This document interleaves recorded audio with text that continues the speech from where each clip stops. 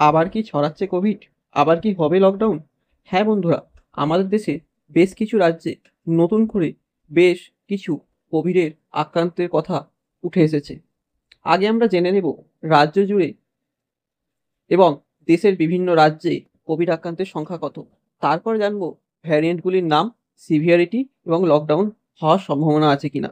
প্রথমেই আছে কেরালা, যার আক্রান্তের সংখ্যা প্রায় 430। এরপর আছে মহারাষ্ট্র, 210 জন আক্রান্ত। দিল্লিতে 104 জন, তামিলনাড়ুতে 34 জন এবং আমাদের পশ্চিমবঙ্গে 11 জন আক্রান্ত। এছাড়াও আরও কিছু রাজ্যেও আক্রান্তের কথা জানা গেছে। সম্পূর্ণ নাম্বার কিন্তু আক্রান্তের 1010 জন। এখনো পর্যন্ত 7 জনের মৃত্যু হয়েছে। এই ভ্যারিয়েন্টটি কিন্তু ওমিক্রনের সাব ভ্যারিয়েন্ট এবং একটি নয়, বেশ কিছু সাব ভ্যারিয়েন্টের খোঁজ পাওয়া গেছে। সবার প্রথম আছে JN1। এটি আক্রান্তের সংখ্যা কিন্তু সব থেকে বেশি, প্রায় 53%। এরপর আছে NB181। এটির মিউটেশন বহন করে, যা আমাদের ইমিউনিটিকে ট্রেসপাস করতে পারে। এটি তামিলনাড়ুতে পাওয়া গেছে এবং এই ভ্যারিয়েন্টটিকে ভ্যারিয়েন্ট আন্ডার মনিটরিং বা নজরে রেখেছে।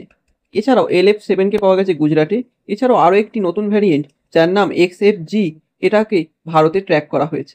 মর্টালিটি বা মৃত্যু হার, দেখো বন্ধুরা, আগের ডেল্টা ওয়েভের ক্ষেত্রে ডেল্টা ভ্যারিয়েন্টে মৃত্যু হার সব থেকে বেশি ছিল, কারণ ডেল্টা ভ্যারিয়েন্ট মানুষের লাংসের মধ্যে নিজেদের সংখ্যা বৃদ্ধি করত, ফলে সিভিয়ার কেস হয়ে হসপিটালাইজড এবং তারপর মৃত্যু হওয়ার সম্ভাবনা ছিল খুবই বেশি। কিন্তু নতুন সাবভেরিয়েন্টগুলি মানুষের আপার রেসপিরেটরি সিস্টেম, যথা শ্বাসনালী, সাইনাস, নাকের ওপরের অংশ, গলা, এইগুলোকে আক্রান্ত করছে। এর ফলে কি হয়? এর ফলে নাক দিয়ে জল পড়া, সর্দি, জ্বর, গলা ব্যথা মতো সিমটমস দেখা যাচ্ছে, কিন্তু এর ফলে মৃত্যু হার কিন্তু কম। এটা কি বিপজ্জনক?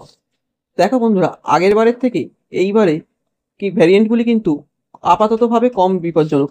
পরে এইগুলি কোনো মিউটেশন হলে সেইগুলি কিন্তু এখনই বলা যাচ্ছে না। সব থেকে গুরুত্বপূর্ণ যে প্রশ্নটি মানুষের মাথায় আসে, সেটা হলো, আবার কি নিতে হবে ভ্যাকসিন? না বন্ধুরা, এখনই কোনো রকম ভ্যাকসিনের কথা হু, ICMR বা স্বাস্থ্য মন্ত্রকের তরফে জনসাধারণের জন্য জানানো হয়নি। আর আগে যারা ভ্যাকসিন নিয়েছিল তারা কি সবাই সুরক্ষিত? দেখো বন্ধুরা, ভ্যাকসিন নিলে এই ভ্যারিয়েন্টে আক্রান্ত হলে সিভিয়ার কেস হওয়ার সম্ভাবনা কিন্তু খুবই কম। আক্রান্ত হলেও সেক্ষেত্রে এই আক্রান্তের অবস্থা মাইল্ড থেকে লো থাকবে, সিভিয়ার হবে না। আবার কি হতে পারে লকডাউন?